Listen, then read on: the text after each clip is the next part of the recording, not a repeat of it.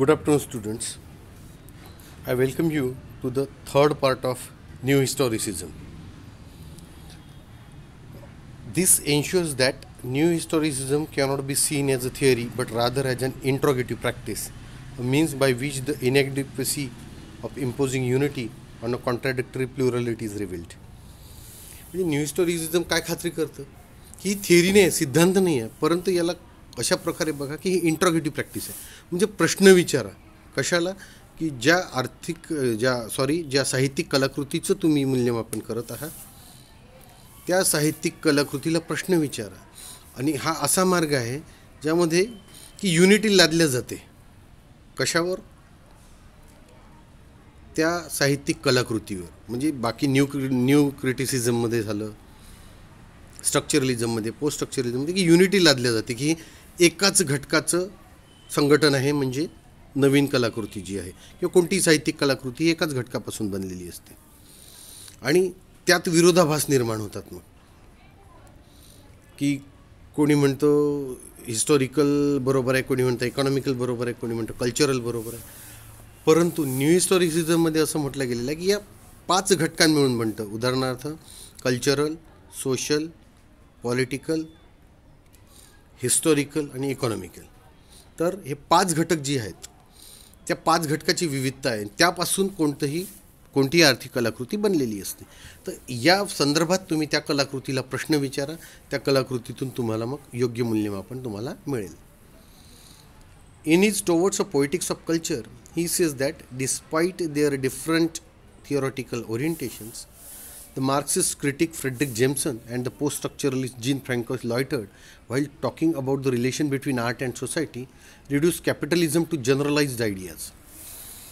आता Marxist critic आहे Frederick Jamieson. त्यांनी एक त्याचं लेख लिहिलेला आहे आणि त्या लेखाचं संकलन एक छानपैकी पुस्तक बनलेलं आहे, towards a poetics of culture.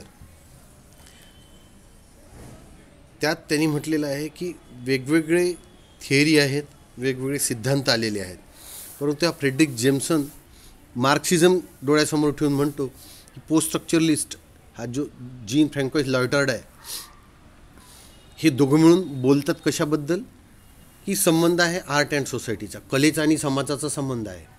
एकदम बरोबर आहे. जे समाजात घडतं त्याचं प्रतिबिंब कलेत दिसतं.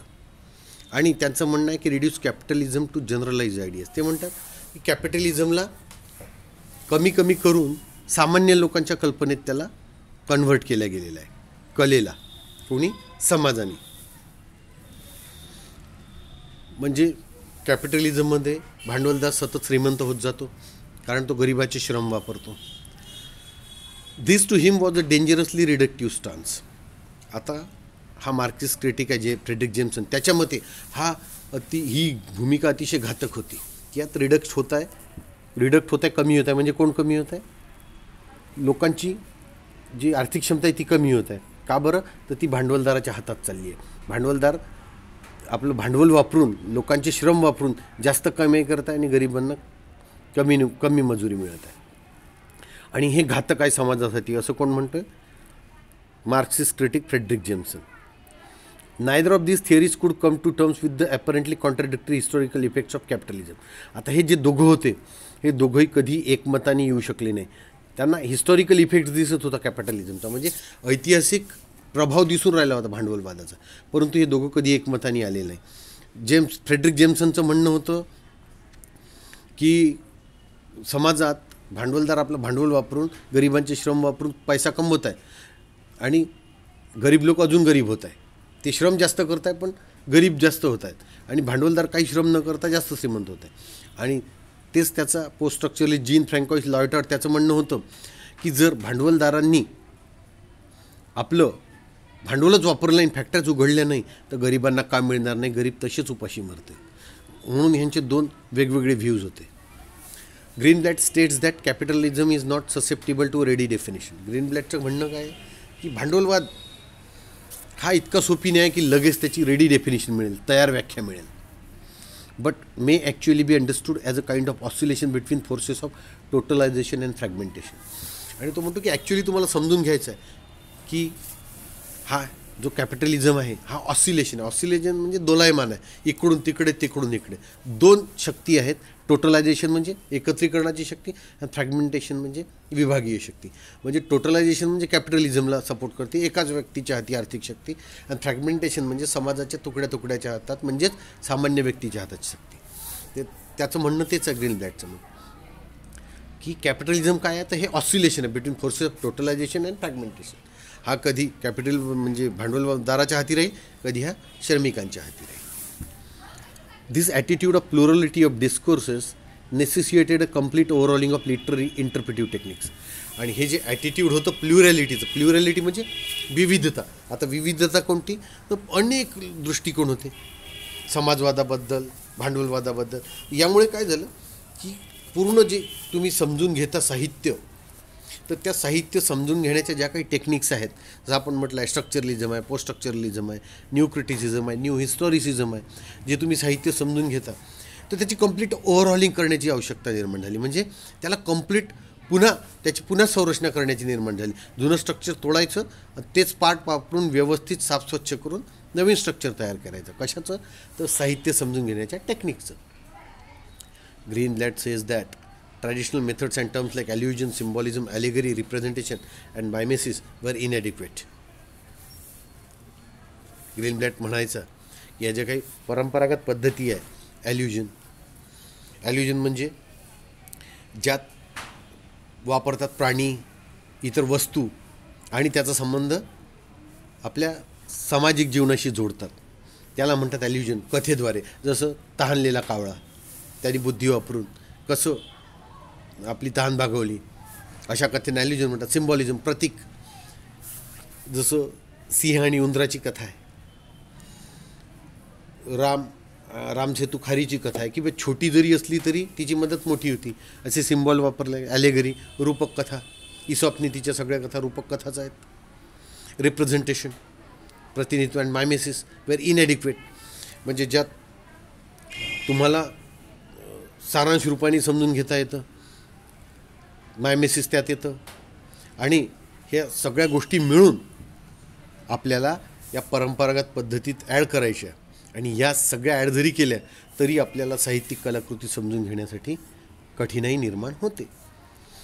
म्हणून a work of art was the product of a set of manipulations.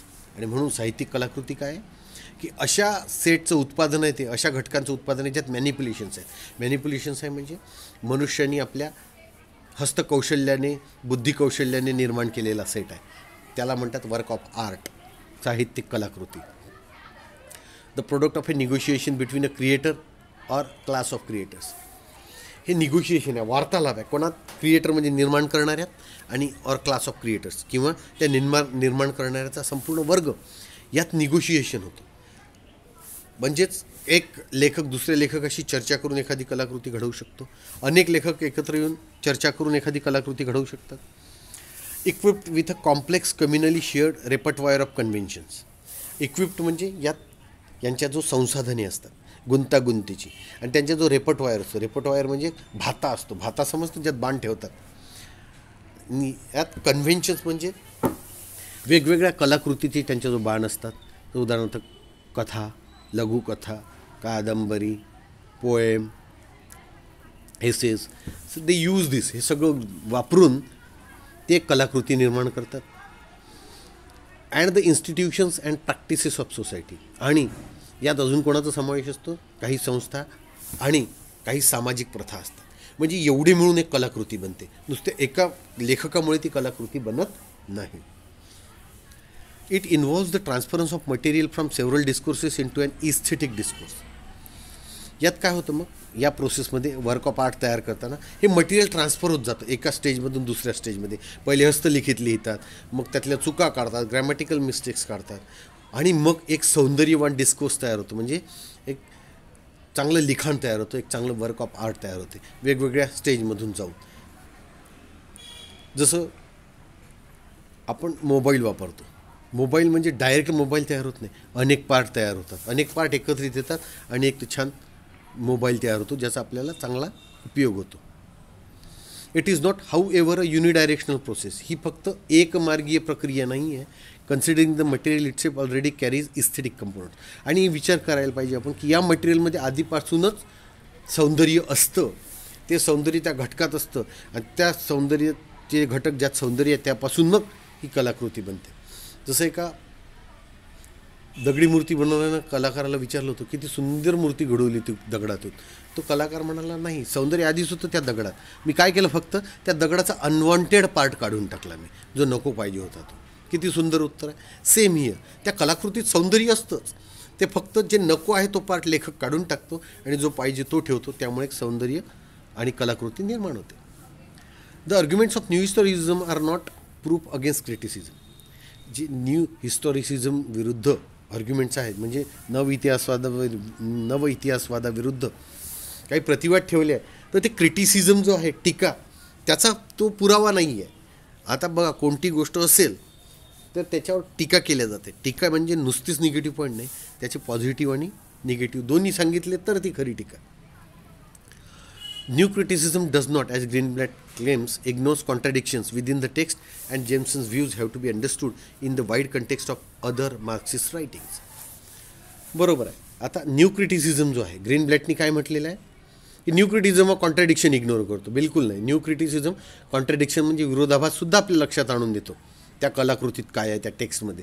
आणि जेम्सनचे जे व्ह्यूज आहे मार्क्सिस्टबद्दल, ते सुद्धा इतर मार्क्सिस्ट लोकांनी जे लिखाण केलं आहे त्या दृष्टिकोनात आपण तपासून घेतले पाहिजे. जेम्सन म्हणतो म्हणून खरं आहे किंवा कार्ल मार्क्स म्हणतो म्हणून खरं आहे असं नाही. सगळ्यांचा एकत्रित अभ्यास करून आपल्याला तुलनात्मक मते मांडावी लागतात. हे खरं एका टीकाकाराचं कार्य आहे. In fact Greenblatt makes the same mistake of treating their works in isolation that he criticizes in other approaches.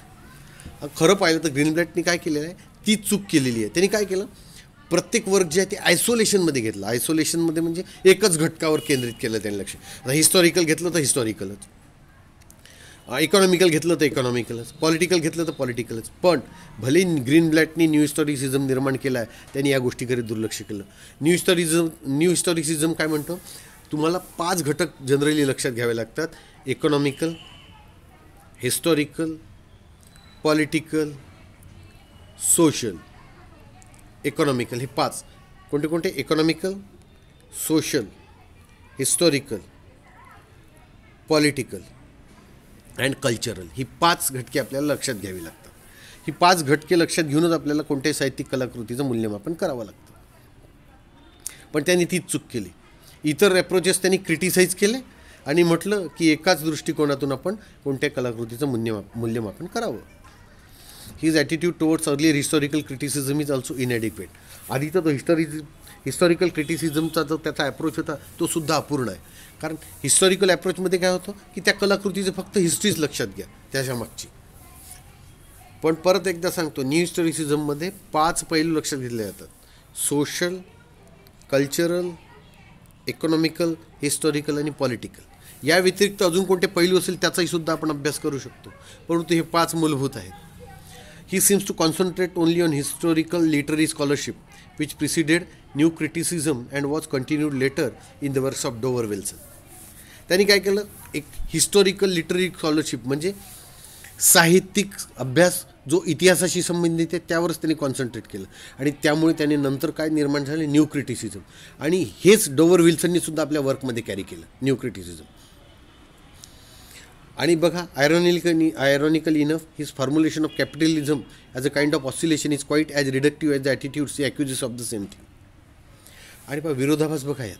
Ironically म्हणजे विरोधाभास जर पाहायचं असेल तर त्यांनी जे कॅपिटलिझमचं फॉर्म्युलेशन केलं त्यांनी काय म्हटलं की ऑसिलेशन आहे. कशात? श्रमिक वर्गात आणि भांडवलदारात. कधी पैसा भांडवलदाराकडे राहील, कधी श्रमिकाकडे राहील. आणि त्यांनी हाच ॲटिट्यूड काय केला, त्यांनी आरोप केला याच गोष्टीचा. आणि न्यू हिस्टॉरिसिझममध्ये त्यांनी म्हटलेलं की हे 5ही अप्रोच लक्षात घ्या. आणि एका अप्रोचमध्ये त्यांनी कॅपिटलिझम म्हणजे फक्त हिस्ट्रीवरच जोर दिला. इथे ग्रीनब्लॅट चुकला. म्हणजे त्यांनी स्वतःचेच व्ह्यू क्रॉस केले. काही लिखाणात त्यांनी लिहिलं की 4-5ही पैलू लक्षात घेतले पाहिजे. अँड डोवर विल्सनसोबत त्याचे काही वर्क्स प्रकाशित झाले त्या काळात. त्यांनी म्हटलं की कॅपिटलिझम आहे हा ऑसिलेशन आहे बिटवीन कॅपिटलिझम अँड लेबरर्स. म्हणजे त्यांनी एकच पैलू इथे कॅपिटलिझमवरच लक्ष दिलं टीका करताना. बाकी बाकी ते 5 पहिले दुर्लक्षित केले. Nevertheless new historicism as a critical practice has made tremendous contributions. तरीही न्यू हिस्टॉरिसिझमने काय केलं, एक टीकात्मक प्रथा किंवा टीकात्मक साधन म्हणून अतिशय प्रचंड योगदान दिलेलं आहे. इन रिनेसन्स सेल्फ फॅशनिंग, त्याने एक ग्रंथ लिहिला रिनेसन्स सेल्फ फॅशनिंगमध्ये.